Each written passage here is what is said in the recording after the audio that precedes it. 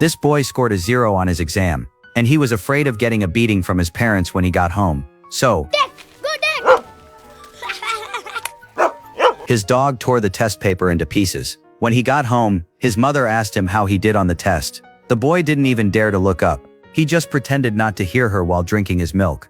At that moment, his top student older brother came home. He handed his test paper to their mother and said regretfully that he only did average this time, just 2 points ahead of the second place in the grade. Then he looked at his younger brother. The next day at school, the teacher noticed the boy staring out the window in a daze, so she asked him to read from the textbook. But the boy said the letters in the book were dancing. The teacher clearly didn't believe him and deliberately told him to read the dancing letters aloud. The result was,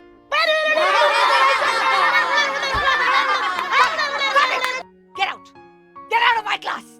Out! the boy's name is Ethan. This wasn't the first time he had been sent out of the classroom, but he wasn't lying. In his eyes, the letters really did dance. This condition is called dyslexia. The words he sees appear in mirror image. For example, the letter B appears as a D to him. The famous scientist Albert Einstein also had similar symptoms when he was young. In fact, Ethan is a genius with an extremely vivid imagination, especially in drawing. His use of color is bold, and his ideas are wildly creative. Ordinary things in our eyes look completely different to him. Even complex puzzles are easily solved by him. Yet such a smart child cannot read or write properly. Because he fed his test paper to the dog yesterday, Ethan was afraid of being punished again. So at just 8 years old, he decided to skip school. He spent the whole day alone on the streets. When his father found out, he slapped him across the face in anger and said that if he didn't study properly, he would be sent to a strict military-style school. Soon, a new exam began.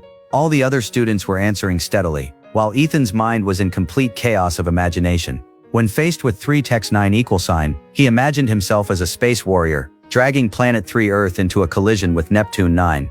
In the end, Earth won. So he concluded that 3 times 9 equals 3. By the time he finished the first question, the exam time was already up. The next day, his parents were called to the school. Regarding Ethan always scoring 0, all the teachers said they were helpless. The principal even stated that the child might have intellectual issues and suggested transferring him to a special school to avoid missing the critical treatment period. But the father believed it was simply a discipline problem, because in every other way, Ethan did not seem mentally impaired, so he ignored his son's objections and sent him to a strict military-style school. The school principal confidently told the father that even if Ethan was a wild horse, they would quickly tame him. And so Ethan was left alone at the school. But the new environment did not help him at all. Instead, the lack of his parents made him feel even more isolated. He began to hate everything there. Even art class, which he once loved, no longer interested him at all.